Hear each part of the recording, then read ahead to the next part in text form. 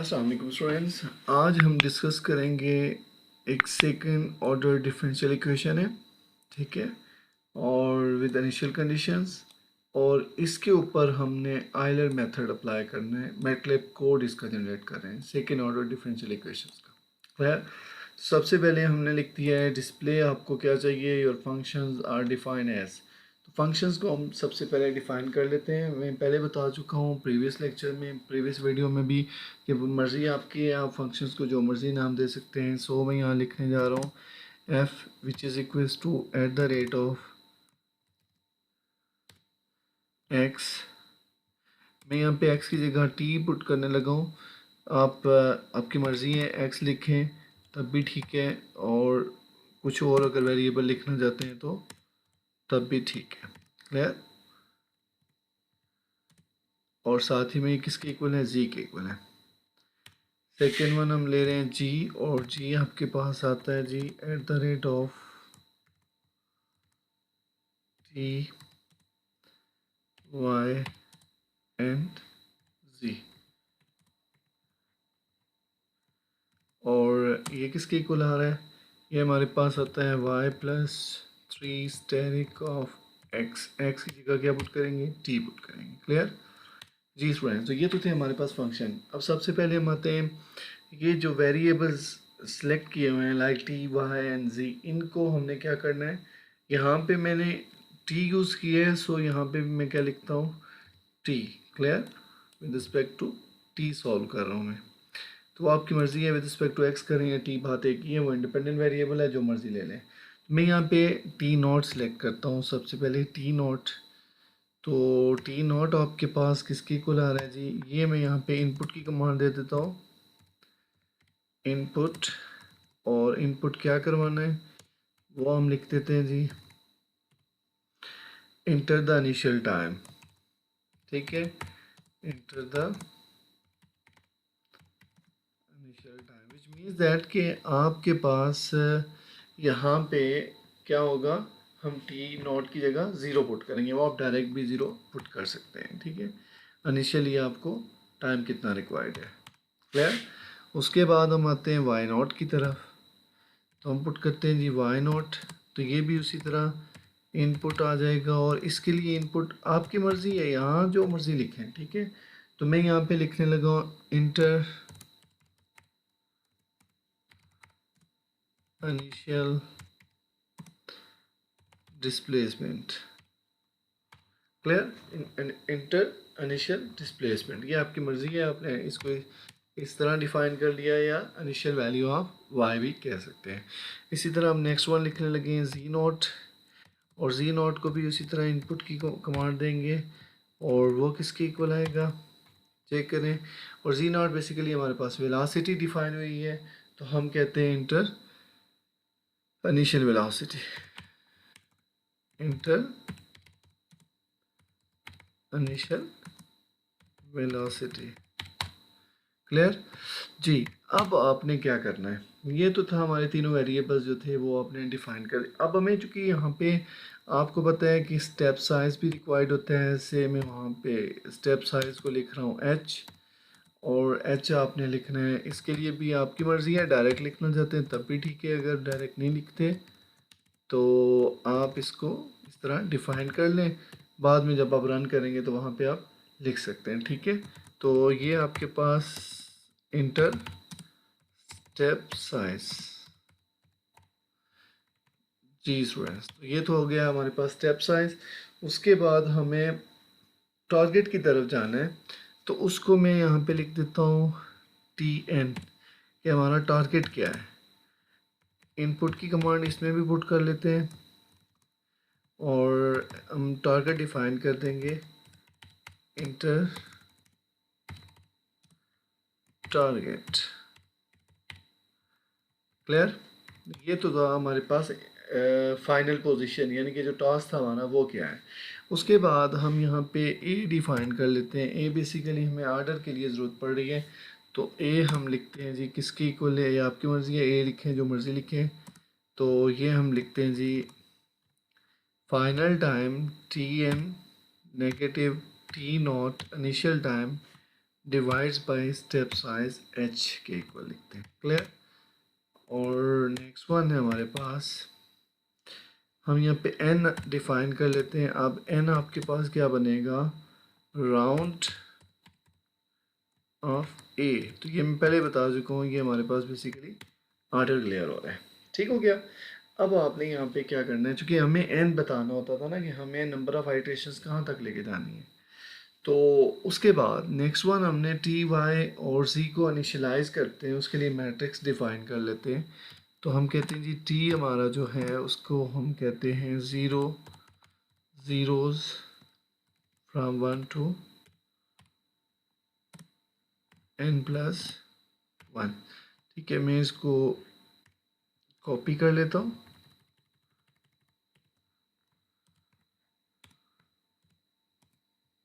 और पेस्ट कर लेता हूँ। उसका फ़ायदा ये है कि ये बार बार नहीं लिखना पड़ेगा। ठीक है, this is Y, this is your G. ये आपको तीनों के लिए चाहिए था, तो ये मैंने कॉपी पेस्ट कर लिया। यहाँ तक क्लियर हो गया। अब आपने क्या करना है, अब आपने बताना है कि टी ऑफ वन क्या है। टी ऑफ वन जो है वो हमारे पास टी नॉट है, बेसिकली उसको हम क्या कहते हैं, टी नॉट। उसके बाद वाई ऑफ वन जो है उसको हम कहते हैं, this is your Y naught. और लास्ट वन है आपके पास जी ऑफ वन जो है वो हमारे पास आ जाएगा जी नॉट। यहाँ तक क्लियर। तो ये तो सिर्फ आपने वो जो टी नॉट वाई नॉट और जी नॉट थे उसको इनिशियलाइज कर दिया कि इनिशियल वैल्यू आपके पास क्या है। ठीक है, अब हम आते हैं डिस्प्ले की। यहाँ पे स्टेटमेंट फिर दे रहा हूँ मैं। ठीक है, तो वो चेक करते हैं आपके पास।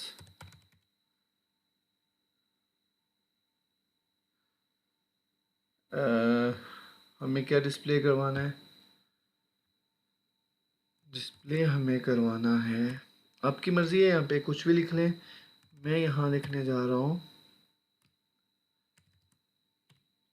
solution using Euler method।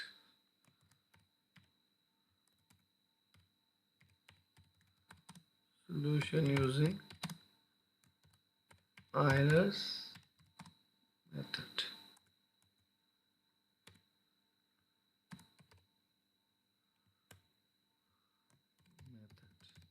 ठीक हो गया जी। तो ये हमने डिस्प्ले करवा दिया। अब ये डिस्प्ले अगर नहीं भी करवाते हैं ना, उसका ये फ़ायदा है डिस्प्ले का कि ये स्टेटमेंट लगी होगी और साथ ही में आपका सोल्यूशन जो है वो आप उसके साथ वो सेपरेट हो जाएगा। यानी कि इससे प्रीवियस आपने क्या शो करवाया है और अब आपने क्यों क्या शो करवाना है, ये जस्ट इसकी सेपरेट करवा रहा है फंक्शन के। अदरवाइज़ इसकी ज़रूरत नहीं है सच कि आप कहेंगे ये इसके बगैर काम नहीं होता। ठीक है, अब आप लूप लगाते हैं, यहाँ पे फॉर लूप लगा लेते हैं। आई वेरी करता है फ्रॉम 1 टू n तक लेके जाते हैं। ठीक है, और n आपने वहाँ से ऑर्डर डिफाइन किया हुआ है राउंड वाली कंडीशन से। ठीक है, जहाँ से आपने a क्लियर किया था। तो अब चूँकि y हमने लिया हुआ है, तो y हमारा कहाँ से कहाँ तक जा रहा है, ये आपको याद होगा हमने जो प्रीवियस वीडियो शेयर की है उसमें मेंशन किया था कि ये iterative scheme for Euler method कैसे लिखते हैं। V of Y of I plus one which is equals to Y of I plus H steric.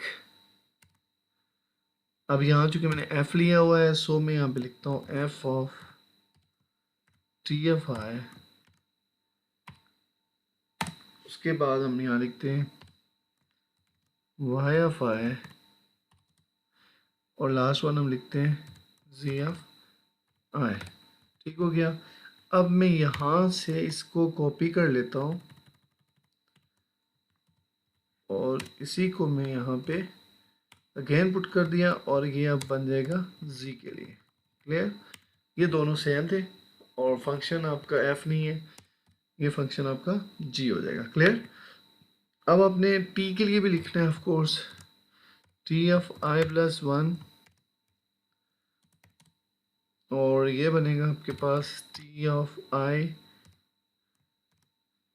Plus H. Clear. अब आपने जो डिस्प्ले करना था उसको प्रिंट करवा देते हैं। F print of F, this is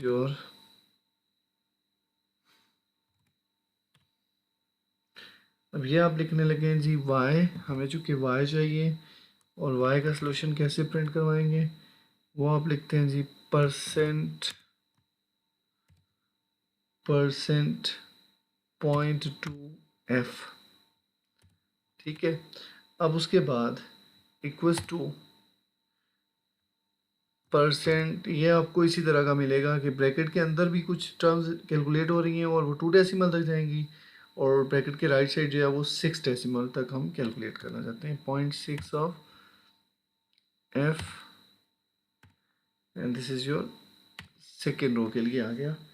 और नेक्स्ट वन था आपके पास t ऑफ i प्लस 1, और नेक्स्ट वन था आपके पास y of i plus 1। Clear. अब यहाँ पे अगेन से याद रखिएगा कि इसको फिर कॉपी कर लें, अब बार बार लिखने से बच जाएंगे। कॉपी किया, मगर अब जो चेंज लाना है वो किस में लाना है देख लें।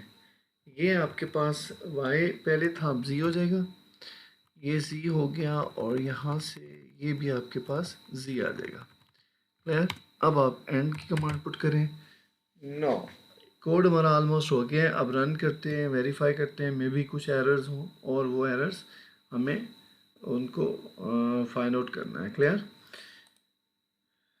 जी स्टूडेंट्स। तो हमारे पास सबसे पहली बार डिस्प्ले में क्या हो रहा है, वो कहता है जी कि आपके पास फंक्शन लिखा हुआ है। अब मैं सबसे पहले क्या लिखूँगा, यहाँ पे लिख लेता हूँ जी कि enter the initial time, this is your zero. enter the initial displacement, this is also 0।